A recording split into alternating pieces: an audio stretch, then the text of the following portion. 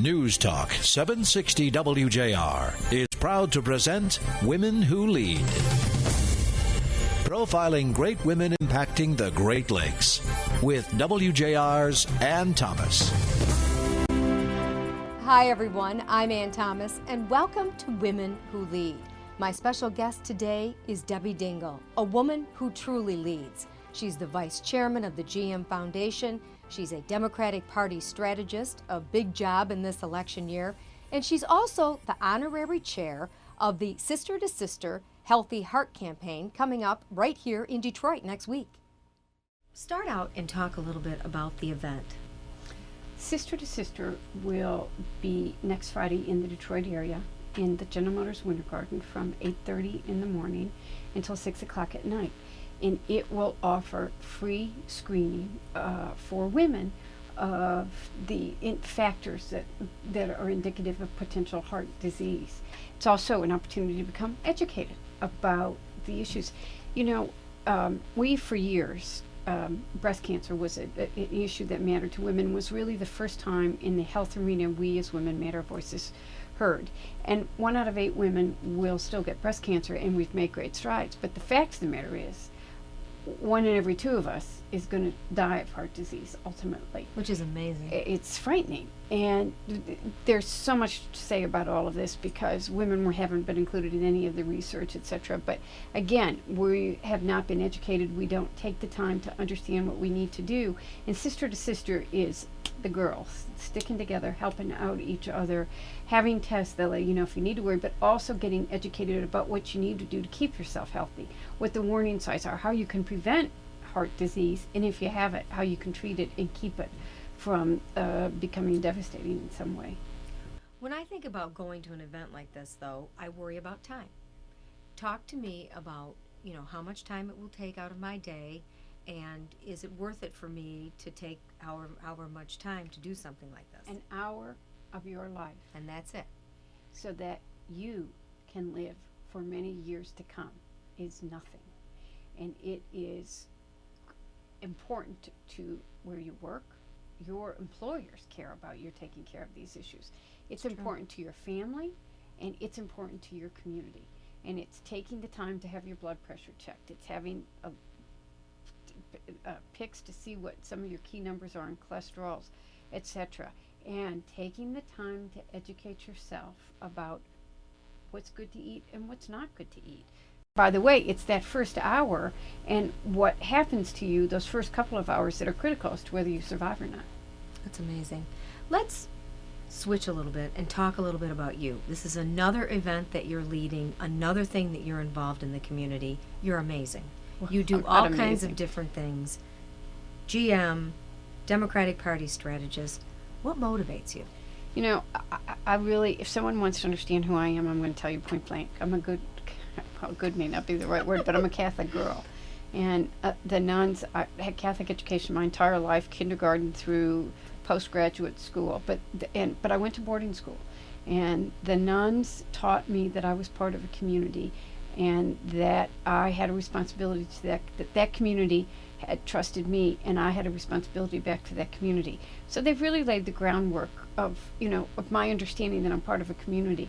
But somehow or another, I've just always been, 18-year-olds can vote in this state because there were a group of us when I was 16 and 17 who took a history class in taxation without representation, and I was outraged that I couldn't vote when I was 18.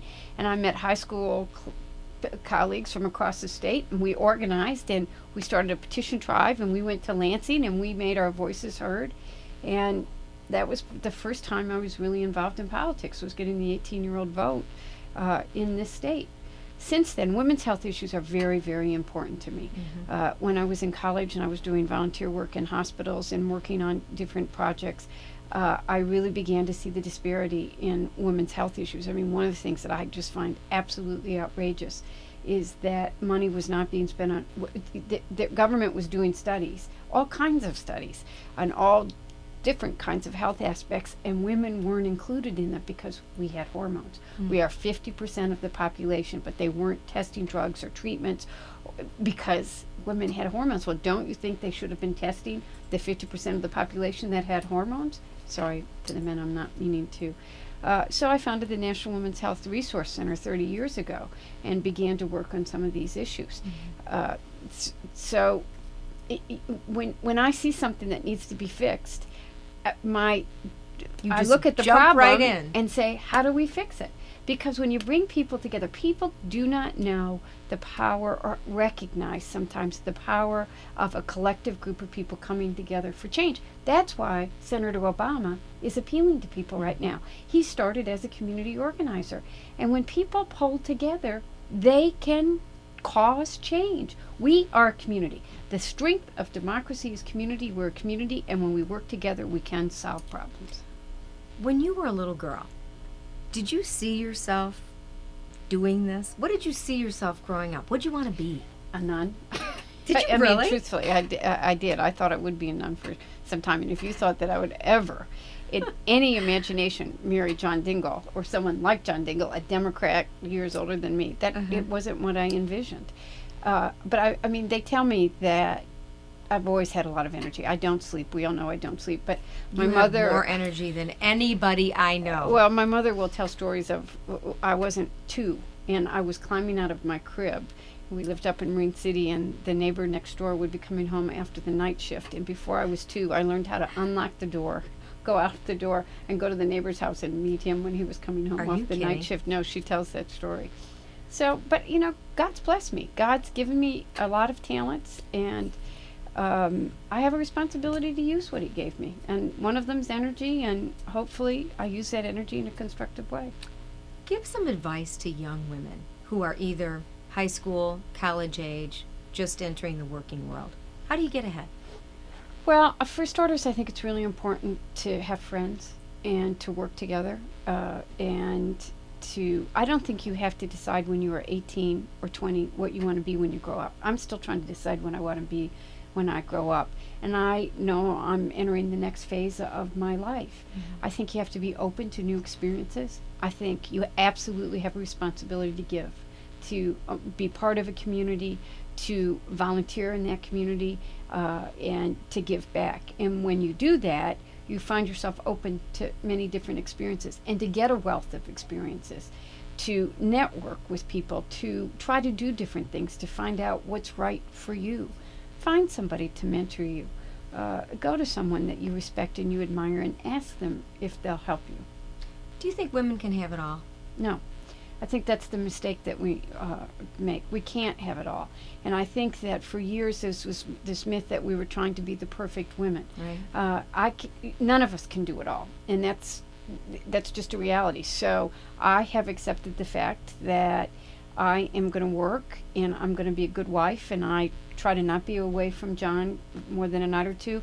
But I get some help, and I'm lucky enough to be able to do it. I don't live in a big house, but I can't have a spotless house and cook dinner and have it on the table every night. So I'm very good at picking up dinner on the way home. And that's okay. He doesn't have to have a home-cooked meal every night. I can stop at the Red Robin on the corner and pick up dinner. And those are the trade-offs. You can take clothes to the dry cleaners. Well, that's expensive, so not everybody can. But you don't have to be perfect. And you don't have to be tough on yourself. No, you don't. Although I think that we have to hold ourselves to higher. I think unfortunately women do have to hold yourself to higher standards, because it's still true in the workplace that people use different judgments. And I think if you want to succeed, you do have to make yourself accountable. You have to have goals and hold yourself accountable to those goals. Special thanks to my guest, Debbie Dingell. She is truly a woman who leads. She wears many different hats, and she is truly an inspiration to all of us. I'm Ann Thomas. Thank you for watching Women Who Lead. Join us next time on WJR.com. You've been listening to Women Who Lead with Ann Thomas. For more interviews and podcasts, visit WJR.com.